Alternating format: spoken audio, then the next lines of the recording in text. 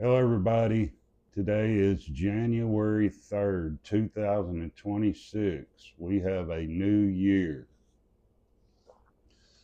We're going to start today's Dad's Lifetime of Stories, asking you to please subscribe, like, and share the video with family members or your friends that may like this content. What I'm going to ask you came from Cindy, which is my cousin, and she wanted to know what your memories were of her uncle Jack, and do you remember him? Oh She yeah, said he played multiple sports. yeah. He was either a grade or two behind me, and normally boys that are in a senior class or at least a junior doesn't worry about people playing behind them. It's the people playing in front of them. Like if I was a junior, I'd be looking at the senior boys, but I don't remember. I remember him and I remember that they lived down about 2 miles from us towards town. And his dad was uh, uh, one of the overseers of a certain amount of property for Chapman and Dewey. Uh, was the name of the company that his dad, I think, worked for because they own a lot of property and stuff in Mark Tree there. But he was a good player, and I know that I didn't hear anything bad about him. I mean, they were just good people, and I think my younger sister, Mary Lou, she married one of the boys of the family. I think the youngest one, Jimmy, I'm not sure, but I do remember him, and he was a fairly good baseball player. But I think she was the one that he and I had played together, I guess. But I vaguely remember him. I didn't know where he lived and all. Right. Uh, Another thing she asked, Cindy's question was, what are your memories of your grandparents, my great great grandparents, uh, Grandpa George, Uh, Grandpa Scott, Grandpa my Scott, dad said, right? yeah, Do you remember what he did? Did he? yeah, they lived in Florence, Alabama. Uh, oh, it was before I became a senior, probably. In fact, me and my younger, Dorothy May, she was next to me, under me. But one summer we got to go to Florence, Alabama, and my dad and took us over to Memphis to catch a bus over there. And back then, they could tell a bus driver to watch after these kids, and they would do it. And but anyway, we caught a bus and went to Florence, Alabama. That's where I first got to know them. And I don't remember what my grandpa, George Scott, did. I just know I'm leading up to when he came to Mark Tree. He began to work for my dad there at the Lock and Dam as a night watchman, and he worked for him for several years. I don't know how long it was, but was it 8 or 10 years or what it was? I just don't remember because I was beginning to get out of school and wasn't keeping up with them at all, hardly unless I went over and visited them because At first, my granny and grandpa, George Scott, lived across the river in a real nice little house over there that the foreman, I think, of Locking Dam at one time, that was his house. But for some reason or other, my dad, he had so many kids, he had 5. That house wasn't big enough for. But what we were living in was a shotgun house, had 4 rooms, and my dad built an extra living room on the side as you go into the house there. But I know we're getting off of what the question was, but As far as Jack being, what you remember about him or his family, and then we talked. Now we're talking about great grandpa Scott, which he, from what I recall, is she's he trying to almost find out a little bit more history about him. well What, he made it till almost 100 well, he liked either in age. seemed like 2 weeks being 100 years old, because Lonnie and Reba had already sent into Little Rock and had written Clinton a letter concerning how old he was, and gave him some information on him. Like when But Clinton was I governor think he liked 2 weeks being 100 years old. before he passed. But he just didn't quite make it to 100. Do you remember much about your great grandma Pearl? My great, okay. Well, it'd be my grandmother. Your grandmother, my great grandmother, right? Be my grandmother. I know she, after my grandpa died, she moved into to Mark Tree, and Charlie and her daughter, she lived with them for a while, but then she got her a separate little house there down in New Edition, they call it, across the railroad by Buck's Grocery and all that stuff, where you can go down there and buy catfish or whatever you want to off the river boat. Just go down it. There's a river come in there close by the highway, and Fresh, get fresh fish and fresh everything. Yeah, anything fish wise. What about Anna Violet? Yeah, Annie was my mother's mother. She lived in California, the only thing, which we'd never been to California. Right. Probably didn't think we'd ever make it. We never did. Never did make it to California. Just know she was there, huh? Always longed to be there. I know we get, sometime we get some kin folks in, like my mother's sister or something like that. But that would be years after they left Boonville, Arkansas, and moved out to California, because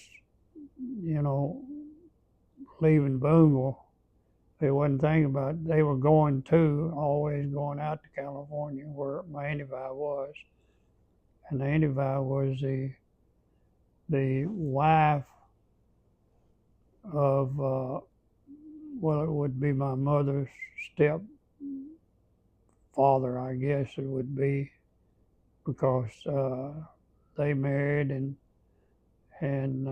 we just, us kids, was always real happy to see somebody from California come in, besides some people from out of sticks, I guess you might say. Who was related to, and how was the relation to Teeny? To who now? Teeny. Teeny Teeny. It seemed like they were Teeny. from California, weren't they? Well, I think she had the same name, my Auntie Vi Oh, okay. and Teeny. I think now somebody may let us know, but Yeah. I don't know who it might be. Well, But maybe leave us stuff in your comments, because that's where we're finding most of our information. Because I think Cindy actually lives in California. yeah, I think. right. I think I that's where think she she lives. does live in California. Yeah. So she left to us rednecks here and went to California. She had another good question. She said she remembers, now whether this was a one-time event or this happened on every Christmas, but Grandma Scott cooked this duck that she wasn't sure who killed the Somebody duck. killed a duck, and they don't. She's Could have trying. been you, could have been Uncle Lonnie, could have even been Billy. She's throwing names out there. Yeah. But if anybody remembers any of that, she's recalling a Christmas duck dinner. Whether or not it happened more than once, or oops, I hit the thing. More than once or multiple times, we're not sure. Well, I don't ever remember having duck for Christmas dinner. I just don't remember. We just never did cook a duck because there wasn't nothing on it except the smell of it, just about it. It just smelled good when it was cooking, and it was dark looking meat. But I know I didn't kill no duck to have for Christmas dinner. I just never would have done that. 'Cause, Well, I thought I was remembering well, that one time you went I duck may have hunting, went hunting and killed a duck, but I didn't go and to Mom kill it. brought this duck for us to eat. And for some reason, we couldn't eat it. I don't remember what it was. I We have been remember, shot to death. I don't know, maybe it had been shot too many times. But now that just may be my bad memory, thinking that happened. Well, it's a good place for to kill a duck in that area. You know, we needed a boat to hunt out of. And we didn't have no boat hardly ever. Right. But somewhere or another, my dad, if somebody wanted to park a boat up there, they just had to be sure and get everything out of it. And of course, we would get it and go fishing and do something with it. Yeah, if it If was it was left. if it was there, was on the upper side or the lower side. Also, we preferred the lower side to fish out of because it was better fishing down through there. What do you think's the biggest fish you ever caught in your life, The biggest fish. as far as weight? Well, I know I worked with my dad doing some snack lines, and we was catching some 40 and 50 pounders Catfish. catfish out of the still water because from the locks to where you run back into the siphon water coming over that was coming down through there. It was swift, and it was probably a quarter of a mile from the locks as you pick up to St. Francis. It leads into Mark Tree, and that's where all the timber was locked, pulled to that point, and they'd hit that swift water, and away they'd go with their timber, which you've seen them in movies, I guess. Yeah. How they walk them, and we had one old man that would lock his timber through there, and he'd have to break loose and just put maybe 100 feet of logs, ever how many he could get in there. and lock them through, and then he tie them off on the lower side, and then he'd go back up with his boat. And my dad would lock him back up to the high water, and he'd go up there and get his timber where he had it parked on the side of the river, and he'd get him another 100 foot, and he'd pull down through there, and he just have to unhitch and All he could handle put, by himself. yeah, but he could not swim. Is what I'm getting at. This old man, I don't remember his name, but it seemed like it was Brooks. But he locked timber every now and then. He did a lot of timber work. He was always there to lock something through, or to get from the upper side to the lower side. But I just remember him being a man who was out there working. You never knew when he needed to come through, but my dad was there, 24 hours a day, just about it, because we lived right there. Right. And we got to where, I don't know whether Lonnie could work those locks or not, but I know by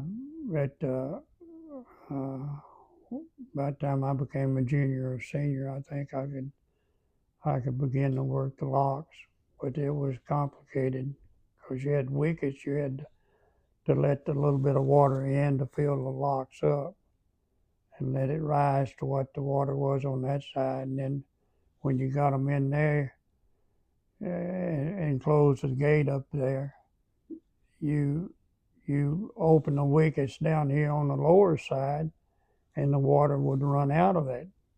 It just all run out, and it would lower the logs on down where they could scoot on out to where it was a lower water there. But it was just a chain reaction. You had to make sure you had the wickets up and down or whatever it was to get the water to flow in the right direction. But after you were probably a junior or senior, you began to Oh get a little bit yeah, of responsibility of doing it. yeah. I was on a date one time. I don't know whether I mentioned it to you earlier, but I was on a date with your mama, and my dad pretty well knew where I was, and he called me. He said his body had fallen in it. Okay, I did mention it, so there's no use in mentioning it again. But it was a complicated deal, old boy, trying to get that guy out of the locks. It was. Right. Was that the only time that you remember someone drowning in those locks? In the locks, there was a young boy, and his dad was duck hunting, not too far from the locks there, going up into the lakes there. But and they were well-to-do people that had started Mark III as a city, Ritter and Company, and but he had taken his young boy, probably 10 years old, I guess, or something like that. He took him hunting, and some way or another, he drowned while they were on a duck hunt up in the lakes there.